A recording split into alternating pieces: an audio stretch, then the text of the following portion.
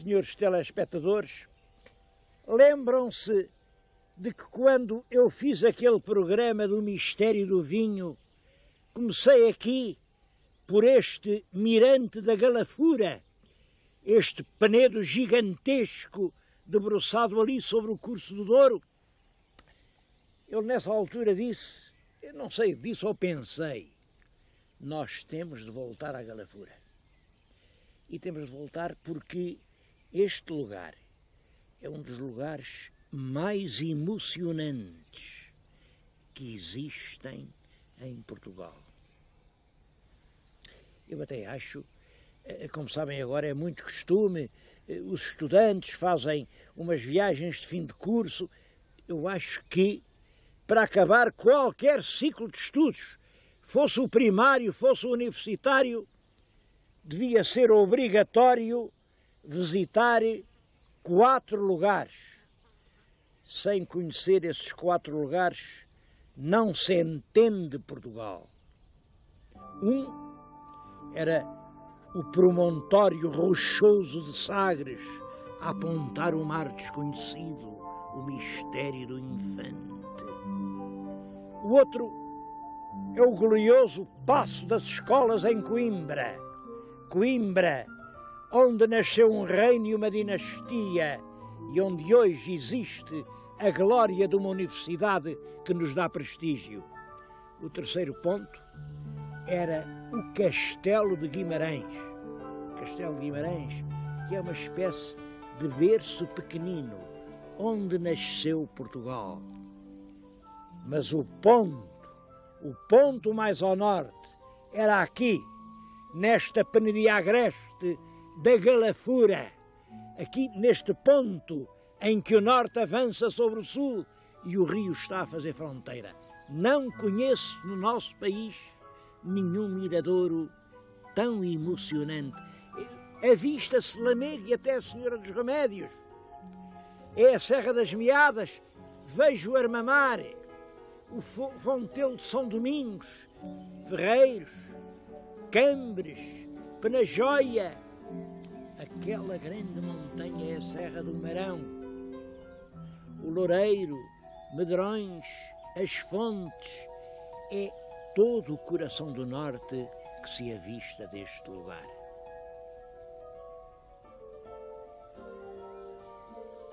Isto é um conjunto de rochedos que eu acho que, desde há muito tempo, foi considerado sagrado. Há aqui umas histórias de magia, de encantos, de enredos. Bom, logo a capela é a de São Leonardo. É claro, é uma capela feita há pouco tempo, em vez de uma muito antiga que lá havia, que se calhar já vinha em vez de outra ainda mais antiga, porque tudo isto remonta aos princípios da humanidade. Agora chama-se São Leonardo e isso tem graça. São Leonardo era um santo especializado em libertar os escravos. Como sabem, antigamente os homens escravizavam-se uns aos outros, punham-lhe algemas nos pulsos, nos pés e obrigavam-nos a trabalhar acorrentados. Ora bem, bastava uma oraçãozinha a São Leonardo, as algemas caíam como que por milagre e os homens ficavam livres. São Leonardo era o patrono da libertação. E isso é que faz perceber porque é que ele está aqui. Reparem, ali passa o Rio Douro, era a fronteira, do lado de lá havia mouros que faziam escravos os cristãos, do lado de cá havia cristãos que faziam escravos os mouros. Quem apanhava aos outros dizia, isto só serve para trabalhar a terra, punham-lhes logo as algemas nos punhos e todos, mouros e cristãos, esperavam pela hora da libertação. É isso o que quer dizer aqui esta pequena ermida de São Leonardo sobre a antiga fronteira do Rio Douro.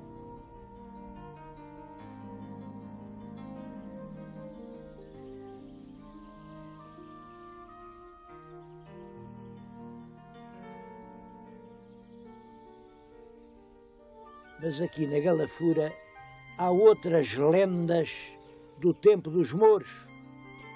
Por exemplo, este ciclo das lendas de Dona Mirra.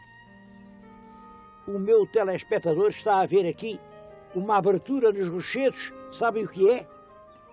É a entrada para o palácio de Dona Mirra. Dona Mirra era uma princesa moura muito bonita, como todas, naturalmente, e quando o pai, o rei mouro destas regiões, foi expulso e foi obrigado a ir para as terras de lá do Douro, deixou aqui a filha encantada lá naquele palácio. Lá no fundo, bem no fundo, há um palácio magnífico, todo forrado a ouro e a prata, com as mesas postas à espera do primeiro homem corajoso que ouse desencantar a Dona Mirra. Já houve muitos que tentaram, muitos. E há muitas histórias do desencantamento. Bom, uma delas é esta.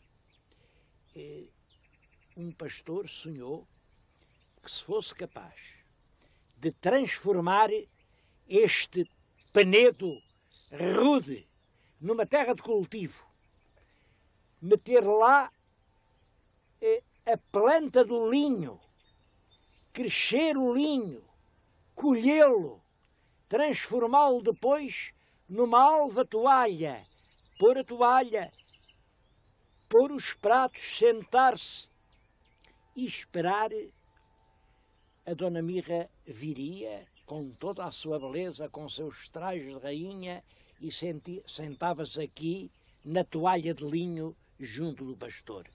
O pobre homem passou a vida a fazer isso. Andou aí por essas montanhas, cada bocadinho de terra que trazia, ia pôr aqui no alto do monte. Pouco a pouco o solo foi aumentando, crescendo, já aguentava a semente do linho, o linhal cresceu, fez a toalha, pôs a mesa, até que, já velho, sentou-se ali à espera que a princesa viesse. Ninguém sabe porquê, mas a princesa não veio. É uma lenda única e com um terrível simbolismo. Aos pobres não basta pôr a mesa, é preciso ter o que pôr lá. E era isso o que o pastor não tinha. E eu penso eu, não sei, foi por isso que a princesa nunca veio. Há uma outra história parecida. Um pastor sonhou que era muito longe daqui, e deram-lhe um pão de 4 cabeças. Vocês sabem o que é o pão de 4 cabeças? É assim, o pão tem 4 bocados, são 4 rações. Hoje as pessoas já nem pensam nisso. Mas o pão de 4 cabeças quer dizer o pão para 4 cabeças. Era aquela ração de um homem de trabalho um dia inteiro, uma cabeça de pão. Bom, o homem veio lá de longe, veio caminhando, e disseram-lhe: quando chegares com o pão nas mãos, junto do palácio de Dona Mirra, verás lá um belíssimo corcel branco, e ele vai-te levar a galope por esses mundos de sonho e vais ser muito feliz. O homem veio, mas imaginem um homem sem ter nada que comer, com um pão de 4 cabeças. A certa altura a fome apertou, e a daquela pegou, arrancou uma cabeça do pão, comeu, saciou a fome, e quando chegou aqui, à entrada do palácio, o pão já só tinha 3 cabeças. E realmente estava aqui o lindo corcel branco. Imaginem que o corcel já só tinha 3 patas.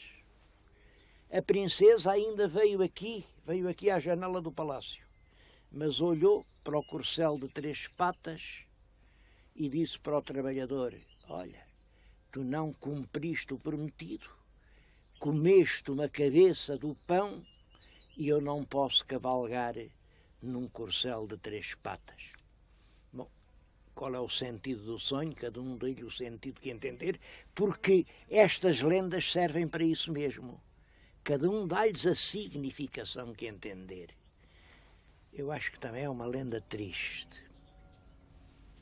Um pobre homem nem um bocado de pão pode comer para realizar os seus sonhos. Há outras lendas, muitas outras, todas traduzem esta ideia de que o desencantamento da princesa Dona Mirra hoje já não é possível. Uma das lendas mais correntes é que ela anda por aqui. Há aí gente que a tenha visto. Há aqui na terra gente que já viu a Dona Mirra. Só que ela agora, sabem, tem um aspecto de serpente. Anda aqui entre os arbustos, tem uma expressão pavorosa e medonha. Quando houver um homem capaz de se apaixonar por ela e de a abraçar com um beijo longo e profundo, a serpente transforma-se e recupera toda a beleza fascinante da princesa. Mas quem é que tem coragem para beijar uma cobra?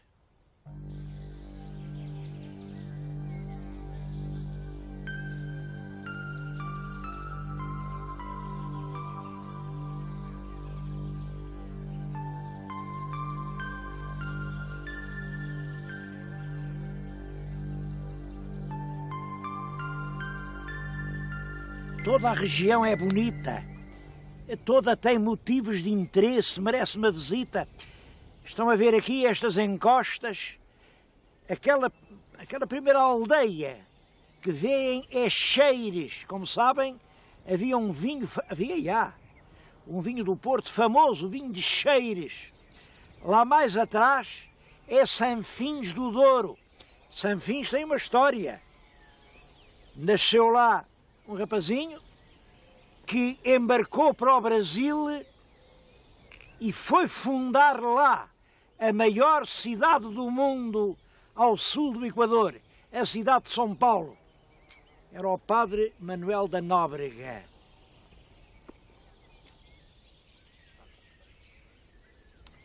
Devo-lhes dizer que o padre Manuel da Nóbrega não é a única ligação de Sanfins com o Brasil.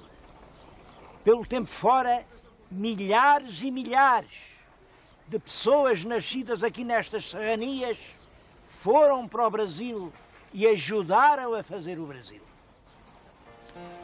Aqui, olhem, há aqui um belíssimo santuário, a Senhora da Piedade, que foi feito já no século XVIII com dinheiro dos imigrantes do Brasil. É realmente um lugar emocionante. E para mim também é emocionante que a imigração não parou mais. Hoje, a gente de Sanfins já não vai para o Brasil, mas continua a ir para a França, a ir para longe, porque aqui não tem com que viver. Eu bem sei que essa coisa da imigração, há quem diga a imigração é bem, a imigração é mal. Para mim,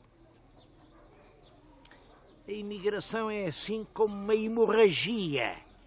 É uma hemorragia que nos tira das veias o único sangue bom que ainda temos, que é o povo português. E daqui, de feridas como esta, o povo continua todos os anos a ir-se embora. Eu estou aqui a falar-lhes disso por uma razão. Eu estou a falar-lhes numa terra que é rica. Este solo, olhem, ainda este ano, produziu cerca de 4 milhões de litros de vinho, perto de 1 milhão de pipas. Bom, é difícil fazer contas, mas assim, isto representa cerca de 1 milhão de contos só de vinho em cada ano. E também sei qual é a população.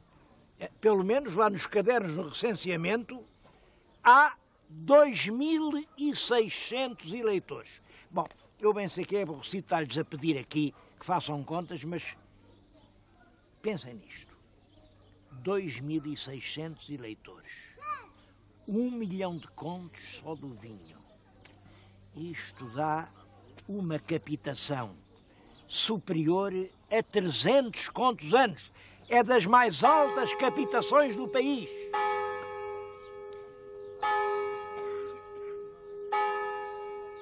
Estão a dar as horas e eu esperei que dessem. Ainda não chegou a hora de fazermos contas certas. Como é possível que 1 milhão de contos ano não tenha ainda podido servir para estancar essa hemorragia?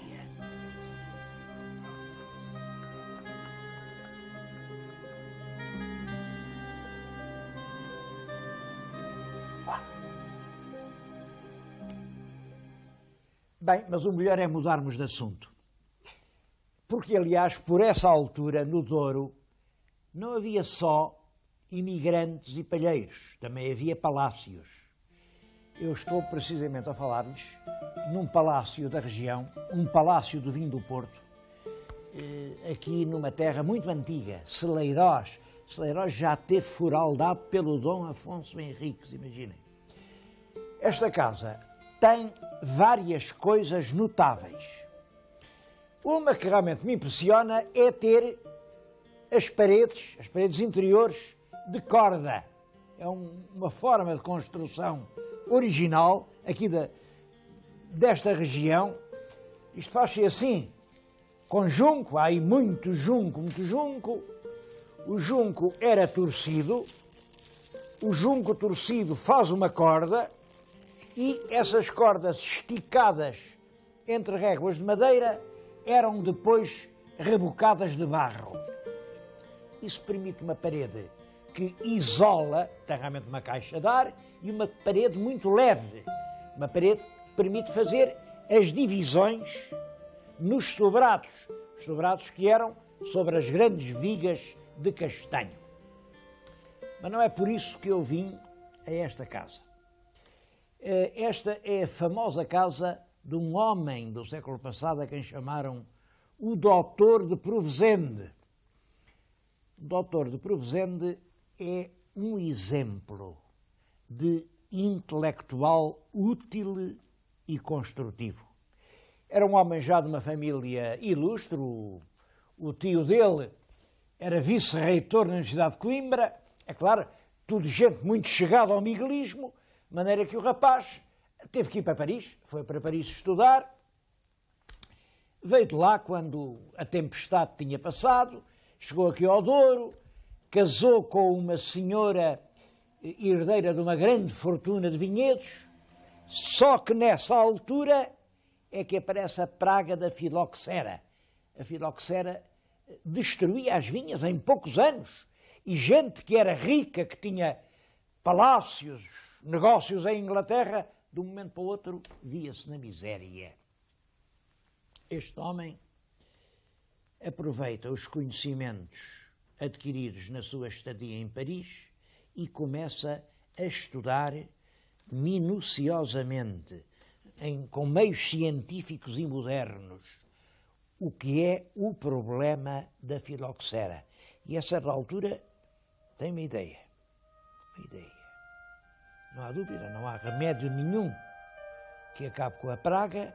Vamos arrancar as vinhas, vamos meter bacelo novo, um bacelo americano, manda vir da América milhares de plantas, arranca as velhas vinhas destas encostas e faz nascer vinhas novas.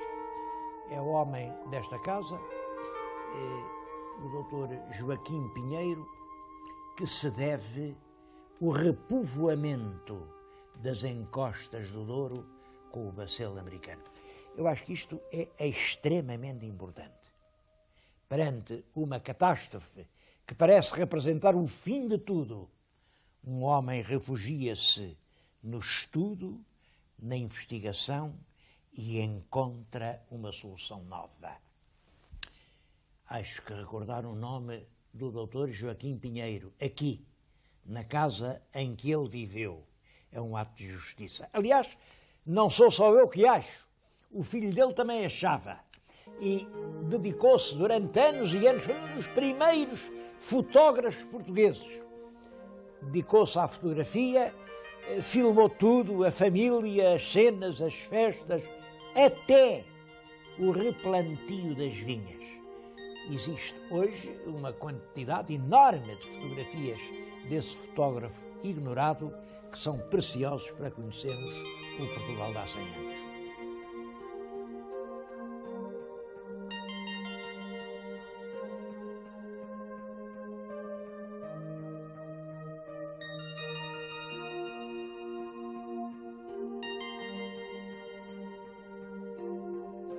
Com o novo Bacelo, as encostas voltaram a vestir-se de vinhas e toda a gente sabe que a vinha e o vinho é a alma do Douro.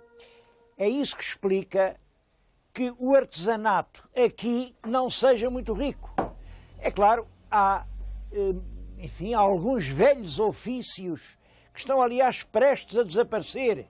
Eu vim aqui, estou na aldeia de Varge.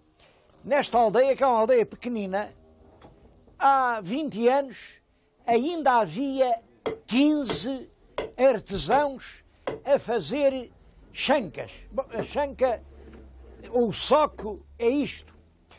Era uma forma, é o calçado do camponês. Aqui há 10 anos fez-se até um curso da CEE e estiveram aqui 10 estudantes a aprender a fazer chancas. Claro, aprenderam, foi cada um para o seu lado e ninguém mais quis fazer as chancas, porque é bastante óbvio que com cursos ou sem cursos o caminho não é por aqui.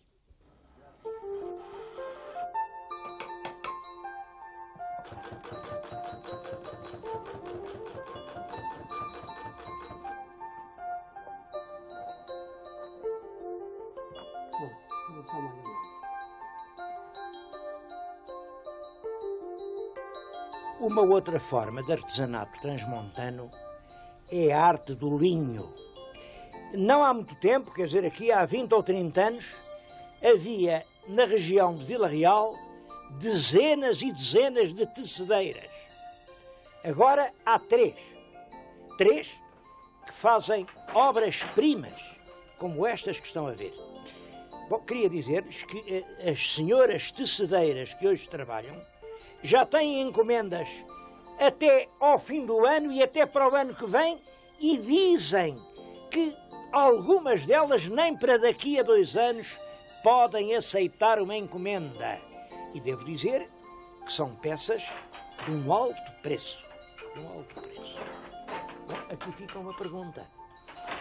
Se há tanto trabalho para as tecedeiras, se o trabalho é tão bem pago, porque é que já ninguém quer tecer? Lembram-se daquilo que eu disse num outro programa?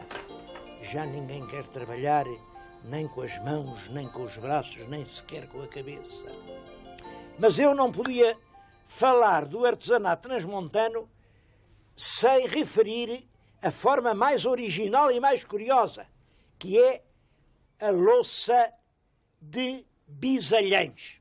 A louça de Bisalhães é este barro preto, a peça que lhes estou a mostrar, é uma peça, isto tem séculos, chama-se-lhe uma infusa, uma pucarinha ou uma pichorra. Serve, isto é por aqui que se bebe o vinho. Bom, reparem a beleza e a elegância do desenho. Ela tem esta cor, qualquer destas peças tem esta cor muito escura. Isto é apenas barro. Barro, vou-lhes mostrar uma peça antes de ir ao forno. É o barro cozido com uma temperatura muito alta e depois com uma técnica particular. Há hoje ainda alguns excelentes fabricantes de barro de Bisalhães. Quem me permitiu mostrar estas peças aqui nesta aldeia foi o senhor Nascimento Capelas. agradeço ao Nascimento Capelas, que realmente é um artista, é ele quem desenha as suas peças. Reparem na elegância de tudo isto. O Sr. Nascimento Capelas continua a trabalhar e, felizmente, não só ele. O ex-libris do artesanato de Trás-os-Montes é dado pela Loiça Preta de Bisalhães.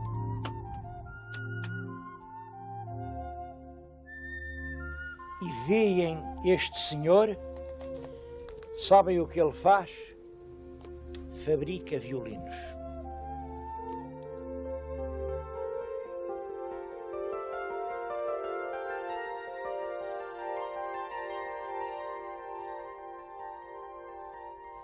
Ele fabrica violinos, mas o tempo passa num instante e eu não tive já tempo para lhes mostrar nem sequer uma parte do riquíssimo património monumental da região. Peço, em todo caso, ao meu telespectador, se puder, vá a Mouçós, entre naquela capela ao lado da igreja e veja o soberbo túmulo do Fernão de Brito. É uma das joias da arquitetura tumular portuguesa. E, sobretudo, venha aqui a Vila Marim.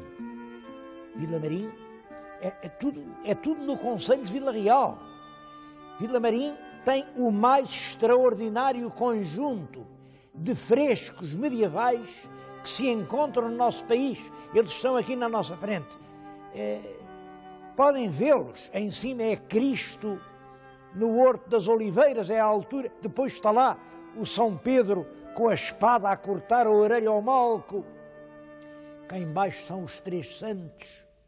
Bom, mas não há nada como ver para crer. O meu telespectador venha ao Douro e veja com os seus próprios olhos.